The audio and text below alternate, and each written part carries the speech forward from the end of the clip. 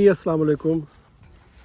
آج کے random thoughts میں آج سے 10 سال پہلے میں نے ایک ٹیڈ ٹاکس کا پروگرام آتا ہے، اس میں ایک شو دیکھا تھا جس میں ایک لڑکا تھا 39 ایئرس کا تھا اور بڑا اسمارٹ ہینڈسم لڑکا تھا. اس نے آ کے ٹیڈ ٹاکس میں اس کی ٹاک کی تھی کہ میں ایک 39 کا بندہ ہوں اور میری بیوی ہے 32 کی اور ہم ایک دوسرے سے شدید محبت کرتے ہیں.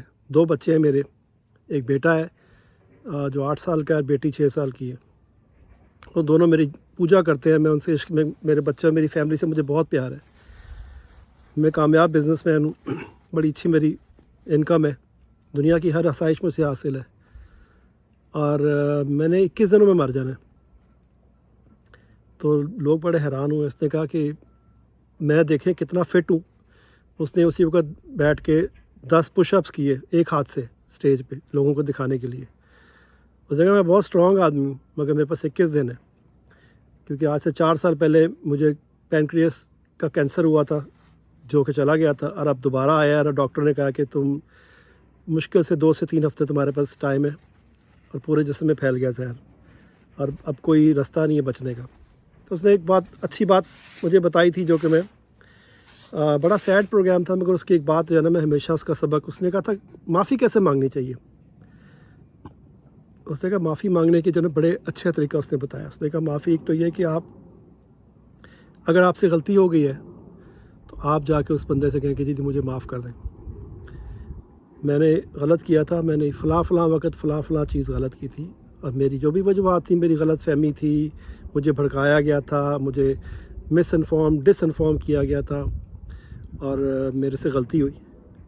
اس کے بعد نیکسٹ اسٹیپ جو ہے نا وہ اس نے کہا کہ اپنے آپ کو سبمٹ کرے اس آدمی کے آگے.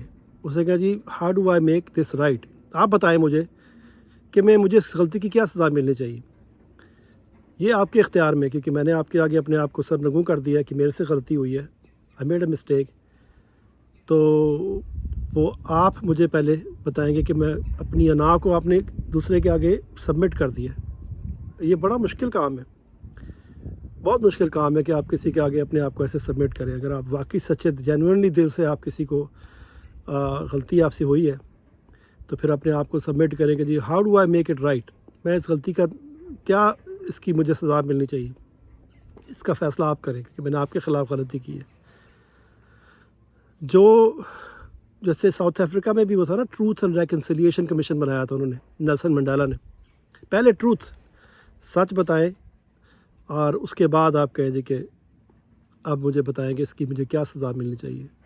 تو اس کا نیچرلی جو ریئیکشن ہوتا ہے نا، جس کے خلاف آپ نے زیادتی کی ہوتی ہے، 99.99% لوگ جو ہے نا وہ کہتے ہیں چلو میرے لیے یہی بہت ہے کہ تم نے ایڈمٹ کیا تم سے غلطی ہوئی اور اب جو ہے نا we can start on the way back to recovery.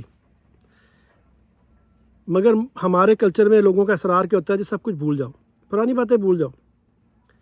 کتنا کنوینئنٹ ہے ان کے لیے جنہوں نے زیادتی کی ہے.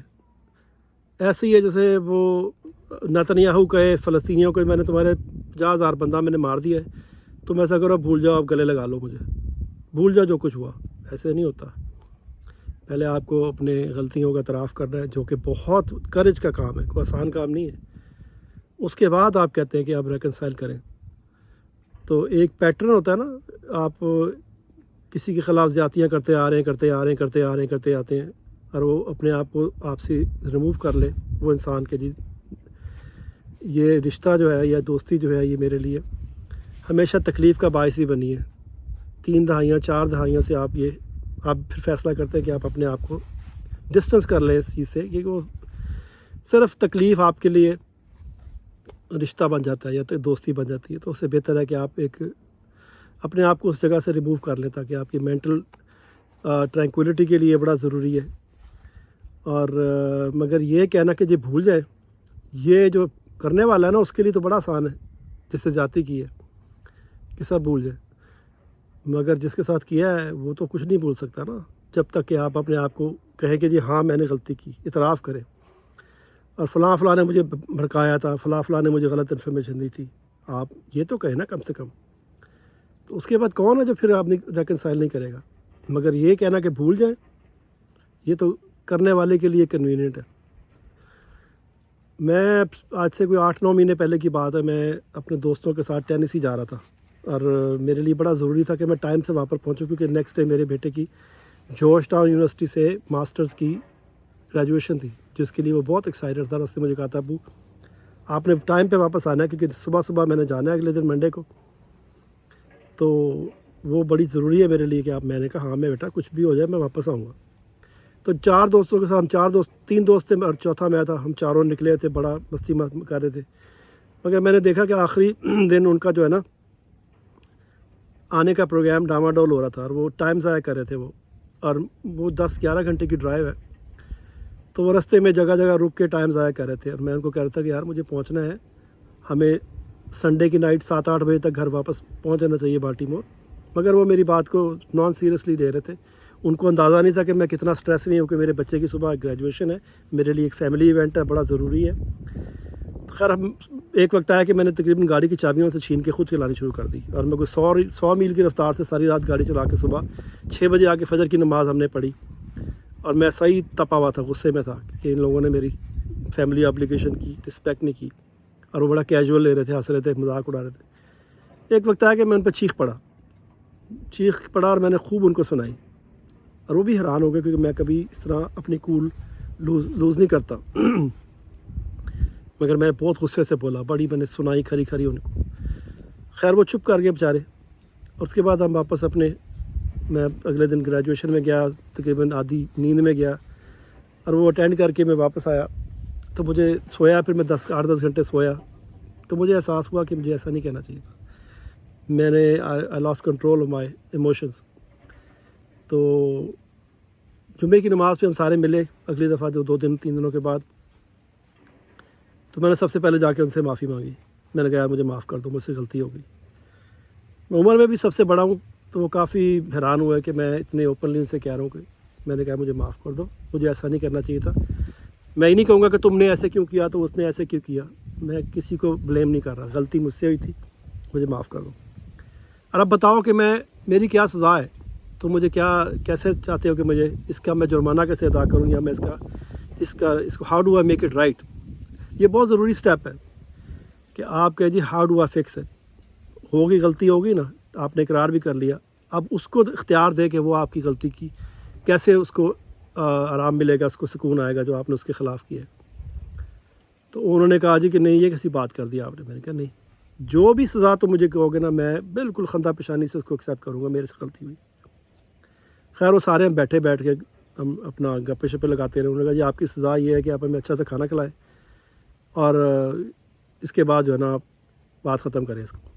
خیر میں نے کہا جی 100 بسم اللہ. میں نے ان کو بڑا اچھا سے کھانا کھلایا، اور ہم لوگ ہنسے بیٹھے، دل صاف ہو گئے. اس کے بعد کبھی دوبارہ اس بات کا ذکر بھی نہیں ہوا.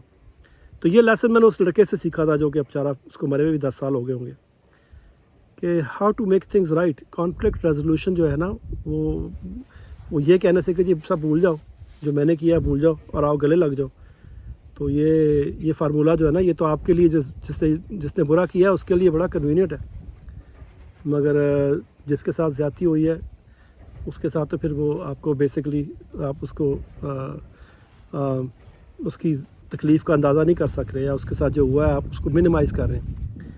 تو یہ اچھا میسیج ہے دوسروں کے لیے کہ اگر آپ سے کسی کے ساتھ کانفلکٹ ریزولوشن ہے تو اپنی انا کو ختم کریں، ایگو کو ختم کریں، اپنی غلطی کو ایڈمٹ کریں.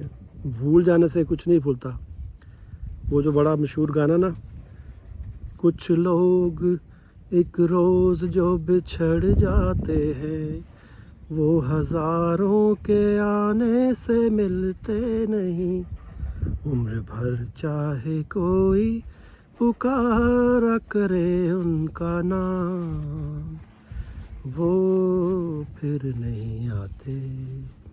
اس لیے اپنی غلطیوں کا اعتراف کریں، اپنی کوتاہیوں کا اعتراف کریں، اور جو تکلیف پہنچائی ہے اس کا ازالہ کریں، تو تب بات بنتی ہے.